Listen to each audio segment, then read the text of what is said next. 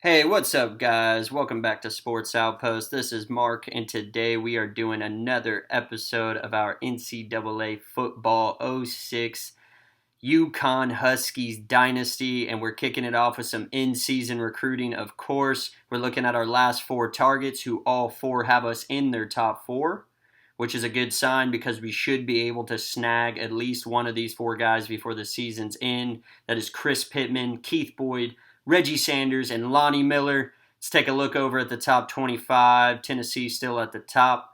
Texas has jumped up to number 2 after giving OU a beating. Virginia Tech survives Marshall. They're at 3rd. Auburn's in at 4th. Florida State up to number 5 to round out the top 5 there. Iowa's knocked back to 6th. USC's back in the top 10 at number 10. Fresno State and Northern Illinois are both in the top 15 now. Texas Tech got knocked back from 11th to 17th. Oregon's up at 19th as they beat Arizona State. Man, the Sun Devils are struggling. And Washington State, Michigan State, Alabama, and Cal are all now ranked at the last 4 spots of the top 25 after not being ranked last week. Taking a look at the Heisman, Michael Lumpkin has replaced Adam Wright at the top. Tim LaFew, the wide receiver for Cal, to follow. And Clinton Battle's back in the top 5, sitting at 5th, coming out of USC. And for the first time this season, let's take a look at the Big East standings. After beating Syracuse last week, we are now second place in the conference with a 1-0 record in Big East play.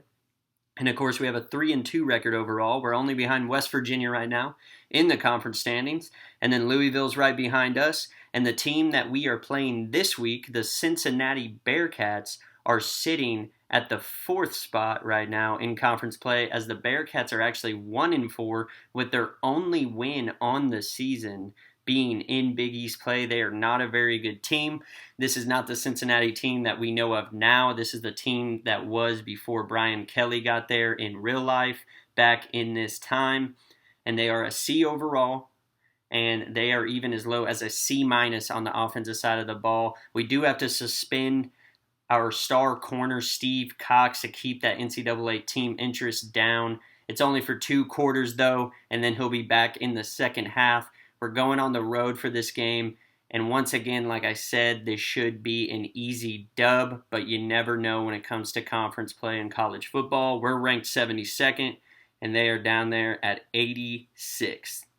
And in fact, Cincinnati is such a bad football team that this game isn't even televised. We don't even have the guys in studio to show you any pregame, nothing like that, as it's just going straight to the coin toss here this evening. They're coming out with the ball first, and they're going long on the first play off the play action, and it is incomplete as he overthrows everyone. Then they do a halfback pass back to their quarterback. He fumbles it after the catch. It's 3rd down now for Ross and the Cats. He throws it over the middle. It's deflected and intercepted by Purcell. And what a start for this Uconn defense, getting a takeaway early against this porous Cincinnati offense. It's a direct snap to Willie Mitchell on Uconn's first offensive play, and it looks like Willie's in for a big day after a nice 14-yard run to get things going. It's now 2nd and 10. Here's the handoff to Willie. He's got a huge lane down the middle, and he gets another huge run. He's now inside the Cincinnati 5. The option goes nowhere for Mangum. Here's the handoff again to Willie. He sheds a tackle and waltz into the end zone. And the Uconn Huskies are up 7-0 with 2:40 left in the first quarter. Cincinnati's got the ball back. Here's Ross looking to pass. He floats one over the middle, and his tight end Baker lays out for the catch. They did not have the ball for long as Uconn's defense comes away with its 2nd interception and as many drives. The play, unfortunately, was a little bit glitchy, so I had to take it out to show you all that replay. But nonetheless, Uconn's got the ball back. It's 2nd and 14. Here's Mangum back to throw. He's looking down the field for Wesley, and it's off his fingertips. It's 3rd and 14 for the Huskies. Mangum rolling right. He doesn't have a lot, and he just tries to fit it in a tight window. It's incomplete. Huskies have to punt it, and Ross and Cincy's got the ball back. Here's the lefty. He's looking long, throwing it deep, and that one is dropped by his receiver. Wow, so even when Ross isn't throwing interceptions, his receivers aren't giving him much help. Play action, Ross rolling right, and just a terrible throw looking for his tight end Baker. And man, this Cincinnati team is really bad on the offensive side of the ball. They punt it away. Here comes Uconn. Willie Mitchell to the right side. He's got nothing but green grass. Beautiful juke. And it's about a 25-yard run to midfield. And it is the end of the first quarter with Uconn up 7-0 on Cincinnati. Here comes Mangum to start the second quarter. It's a handoff to Robertson, who goes nowhere fast. 2nd and 11, a pitch right to Willie. Mitchell's got space. Can he get past the safety? He can't, but he does get it down to the Cincy 30-yard line. And we're handing it off to McDaniel. He gets a nice gain of 9. It is 2nd down. Mangum, no one in the backfield with him. He's looking to throw it, fires it over the middle, and it's incomplete. So the pass offense has done pretty much nothing for Uconn. But Willie Mitchell is putting the team on his back, and he just barrows through the entire Cincinnati defense into the end zone. It's his 2nd touchdown of the day already, and it's 14-0 Uconn. Ross looking to throw, and another awful pass from the left-handed quarterback. It's a pick 6 for Mario Tolbert and the Uconn Huskies, who are now just dominating the Bearcats on the road, 21-0. And this game is even easier than the Syracuse one from last week. What a beautiful thing to see this Uconn team play like this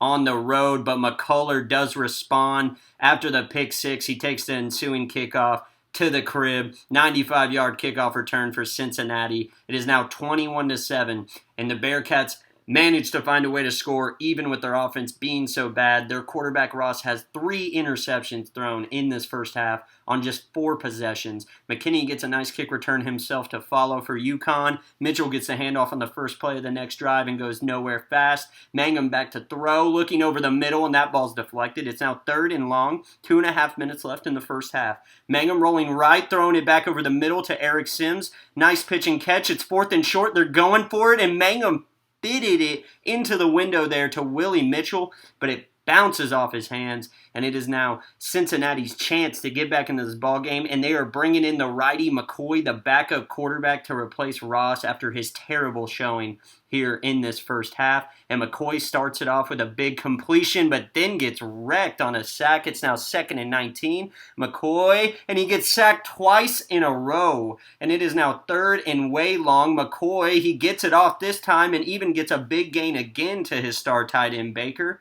And Cincy will settle for 3, but they'll take any points they can get at this junction in the game. It is 21-10 Uconn with 54 seconds left in the second quarter. Let's see if the Huskies can get some points before the rest.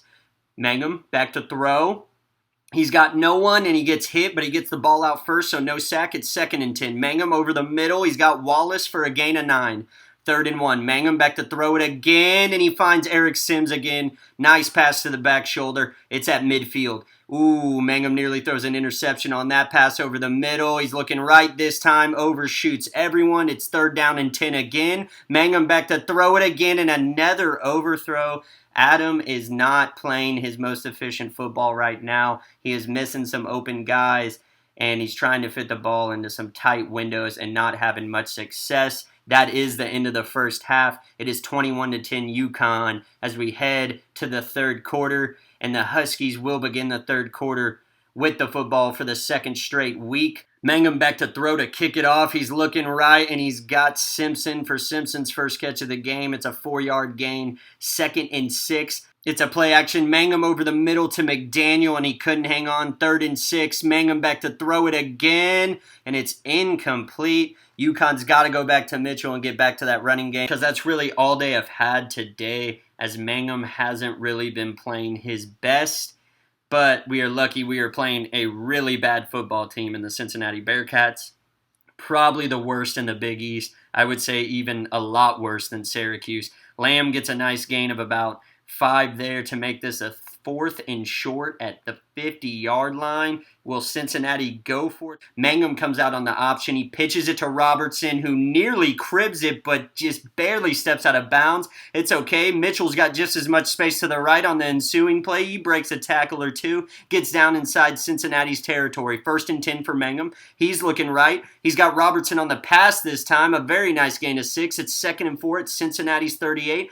Mitchell goes for a couple. It's 3rd down and 2. Mangum looking over the middle, and he finds a sliding spinner for a nice first down completion. They're at the Cincinnati 28. Willie gets a nice gain of 9. It's 2nd and inches from the 18. Mangum back to throw it this time. Looking for Robertson over the top, and he's got him. What a dime from Mangum. That's the best pass he's made all day. And Uconn extends their lead to 18 as they are now up 28-10. And here comes McCullough down the middle. Is he going to crib another? Not quite, but man, he has been pretty much Cincinnati's whole team, it feels like, this afternoon, as no one else has done much for the Bearcats. Now here's the play action. McCoy gets stripped on the sack. The ball is out and Uconn recovers. The ball goes to number 32, McDonald, the outside linebacker with the big scoop. 45 seconds left in the third quarter, and this game is already pretty much all but over. Here's the handoff to Robertson, the juke, back left. Nice move, 2nd and short. Mangum looking downfield, and he's got Spinner, and he's got 6 over the shoulder. It is now 35-10.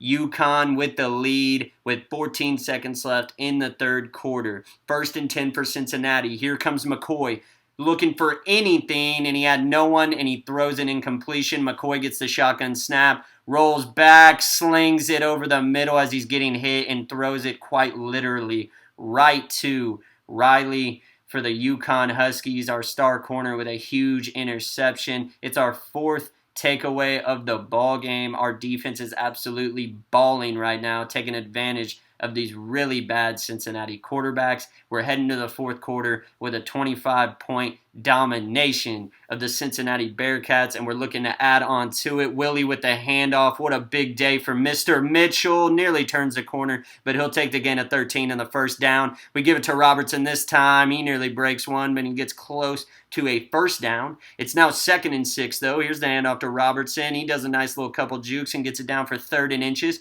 They're going to give it to Willie, and it's another 6 for Willie Mitchell, his 3rd rushing touchdown of the day. It is now 42-10 Uconn here in the fourth quarter, and McCoy gets sacked for the 3rd time. McCoy back to throw it again, and he gets sacked for the 4th time, and the Cincinnati Bearcat fans have had enough.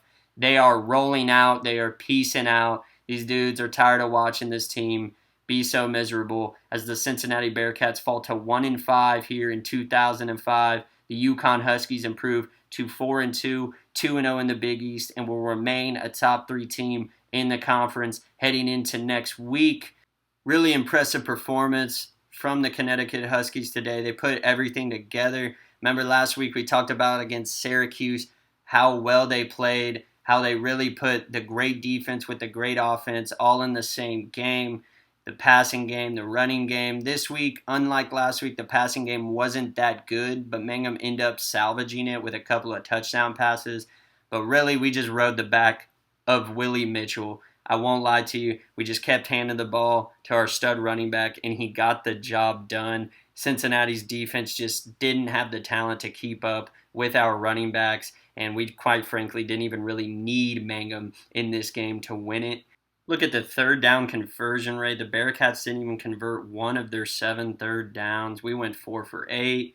We went 3 of 3 in the red zone. Cincinnati didn't even get into the red zone once. Their 1 touchdown on the day was a kickoff return. They had 5 turnovers. Look at Willie, 17 carries for 211 yards and 3 touchdowns on the day. Robertson had a nice 7 carries for 42 yards as well. Spinner only had a couple catches. They both came in the second half, but he got himself a tutty over the top. Robertson had a touchdown catch himself on 2 catches for 24 yards.